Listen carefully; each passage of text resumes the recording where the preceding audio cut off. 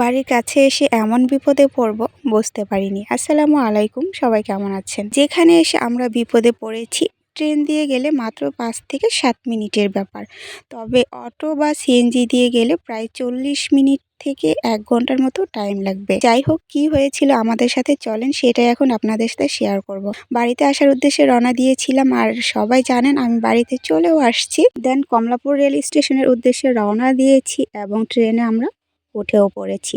আর ট্রেনে ওঠার পর বাপ বেটি মিলে গল্প শুরু করে দিয়েছে, কারণ সে তো ভীষণ এক্সাইটেড নানু বাড়ি যাচ্ছে, সেটাই বাবার সাথে গল্প করে শোনাচ্ছে। আর আমার চিন্তাগুলো একটু অন্যরকম। অনেকদিন পর বাড়িতে যাচ্ছি, মনে মনে অনেক প্ল্যান, অনেক জায়গায় ঘুরবো, অনেকের সাথে দেখা করব। যাই হোক, আর এদিকে দুই বোন মিলে তো মহা খুশি। ছোট মেয়েটা এর আগেও যদিও ট্রেনে একবার জার্নি করেছে, তবে অনেক ছোট ছিল, ১ বছর হয়নি তখন। সেই মুহূর্তটা অবশ্য ওর মনে নেই, তবে এইবারের মুহূর্তটা অনেক মনে থাকবে, আর সে অনেক বেশি এনজয় করেছে।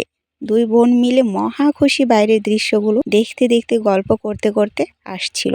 আর বাইরের দৃশ্যগুলো তো মানে গ্রামের দিকে যখন চলে আসছি তখন আসলেই দেখার মতো ছিল। পাথরের ব্যস্ত নগরী থেকে বেরিয়ে যখন গ্রামের দিকে চলে আসছে তখন আমারও ভীষণ ভালো লাগছিল। আর এমনিতেও তো মনের ভিতর অন্যরকম একটা ভালো লাগা কাজ করছে, যেহেতু বাবার বাড়িতে যাচ্ছি। আর প্রতিটা মেয়েরই এই আনন্দের কোনো ভাগ হবে না বা বলেও প্রকাশ করা যাবে না। যাই হোক, মেয়েরা অনেক দুষ্টুমি করেছে, এখন তারা ক্লান্ত ঘুমিয়ে পড়েছে। আমার প্রাণের শহর ময়মনসিংহ চলে এসেছি। এখান থেকে এসে ট্রেন ছেড়েও দিয়েছিল, বাট যেখানে এসে ট্রেনটা থামছে এটা বিদ্যাগঞ্জ। আমাদের বাড়ি থেকে ট্রেনটা যেতে আর মাত্র ৫ মিনিটের রাস্তা। আমাদের ট্রেনটা নষ্ট হয়নি, বাট সামনে একটা ট্রেন, যে ট্রেনের ইঞ্জিনটা নষ্ট হয়ে গিয়েছে। ঠিক হতে প্রায় আধা ঘন্টার মতো টাইম লাগবে। যাই হোক, আমরা আধা ঘন্টা অপেক্ষা করেছিলাম। আধা ঘন্টা অপেক্ষার পর যখন দেখলাম ঠিক হচ্ছে না, তো সিদ্ধান্ত নিলাম এখান থেকে আমরা নেমে যাব, নেমে অটো দিয়ে বাড়িতে যাব। নেমেও গেলাম এবং অনেক মানুষ কিন্তু অপেক্ষা করছে, যাদের রাস্তা অনেক দূরের, কোনো উপায় নেই, তারা অবশ্যই অপেক্ষাই করতে হবে তাদেরকে।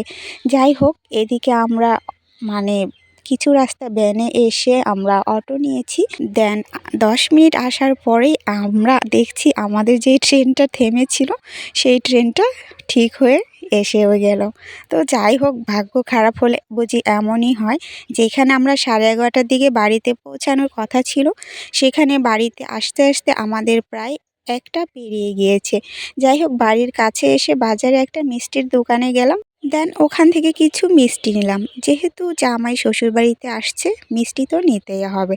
আর এদিকে আমাদের সুন্দর একটা মুহূর্ত ট্রেন জার্নিতে এক সুতোয় গাঁথা ভালোবাসা স্মৃতি হিসেবে রেখে দিলাম। অসংখ্য ধন্যবাদ সবাইকে। আল্লাহ হাফেজ।